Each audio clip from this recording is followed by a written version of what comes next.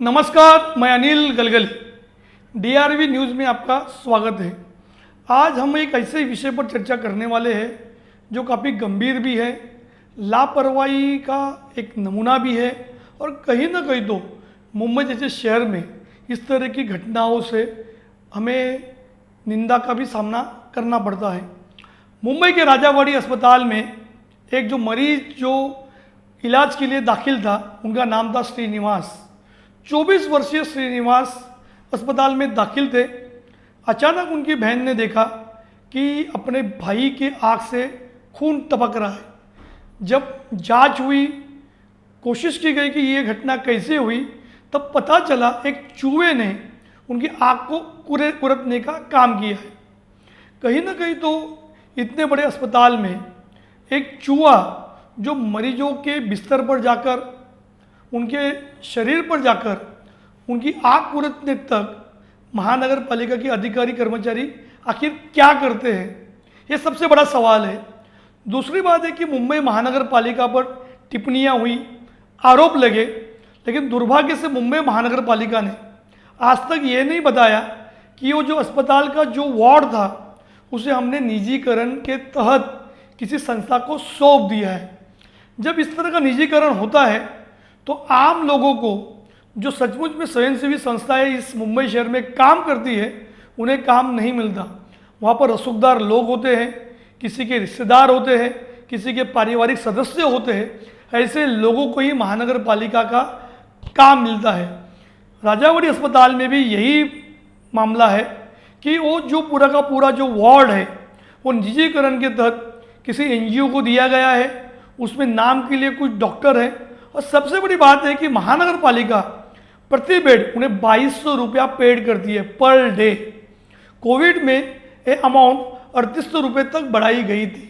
अगर आपके पास राजावाड़ी अस्पताल में 10 बेड अगर निजीकरण में होंगे तो आपको प्रतिदिन पर डे 22,000 रुपये की कमाई है।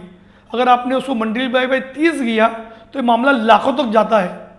इसके एवज में उस एनजीओ को क्या करना पड़ता है?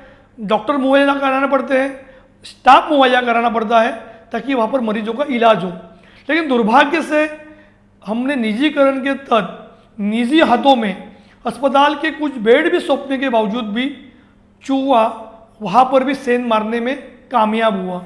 अगर महानगर पालिका के अंतर्गत भले ही आता हो, लेकिन निजीकरण के तहत उसके पास जिम्मेदारी होने की वजह से जितनी महानगर पालिका की लापरवाही है, उतनी ही लापरवाही उस निजी संस्था की है, उनके संचालकों की है। लेकिन दुर्भाग्य से महानगर पालिका की ओर से अब तक उनके खिलाफ किसी भी तरह की एफआईआर दर्ज नहीं की गई। आज कई सारे जो अलग अलग विपक्ष के नेता थे, उसमें रवि राजा है, उसके अलावा मुंबई आप पार्टी की प्रभारी प्रीति शर्मा मेनन जी हो, अलग अलग लोग, एनसीपी के गुट नेता राखी यादव, उन्होंने उस निजी संस्था चलाने वाले लोगों पर कार्रवाई की मांग की है। सबसे बड़ी बात है कि जो स्टैंडिंग कमेटी के चेयरमैन है यशवंत यादव, जो सत्ता पक्ष के हैं, लेकिन उनका बयान भी इसलिए सकारात्मक है। उन्होंने सीधे तौर पर कहा है, भले ही ये मामला निजीकरण के तहत निजी लोगों के हाथों में सौंपा हो, इसके बावजूद भी महानगर पालिका की जिम्मेदारी कम नहीं होती है।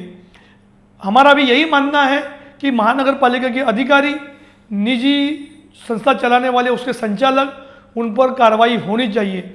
दूसरी बात है कि जिन व्यक्ति को इसके वजह से मौत के आगोश में जाना पड़ा, दुर्भाग्य से एक जवान बेटा उस परिवार ने खोया, तो उसे भी आर्थिक तौर पर एक ठीक ठाक मुआवजा देने के लिए भी महानगर पालिका को पहल करनी चाहिए। क्योंकि महानगर पालिका तो उसे मुआवजा देगी, मगर निजी संस्था की तरफ से भी उसे अच्छी तरह से मुआवजा मिलना चाहिए। इस पूरे मामले को लेकर अब महानगर पालिका को सतर्क होने की आवश्यकता है, क्योंकि ये मामला सिर्फ राजावाड़ी अस्पताल में हुआ है। मुंबई में कई सारे ऐसे अस्पताल हैं जहाँ पर साफ सफाई नहीं है, लापरवाही बरती जाती है, मरीजों को देखा नहीं जाता है। तो राजावाड़ी के में जो अभी घटना हुई है दुर्भाग्यपूर्ण, उसकी पुनरावृत्ति अन्य अस्पताल में न हो, इसके लिए कमिश्नर इकबाल सिंह चहल, महापौर मैडम किशोरी पेडनेकर जी, इन्हें और सतर्क रहना चाहिए और इस तरह की घटनाओं को किस तरह से रोका जाए उस पर काम करना चाहिए। धन्यवाद।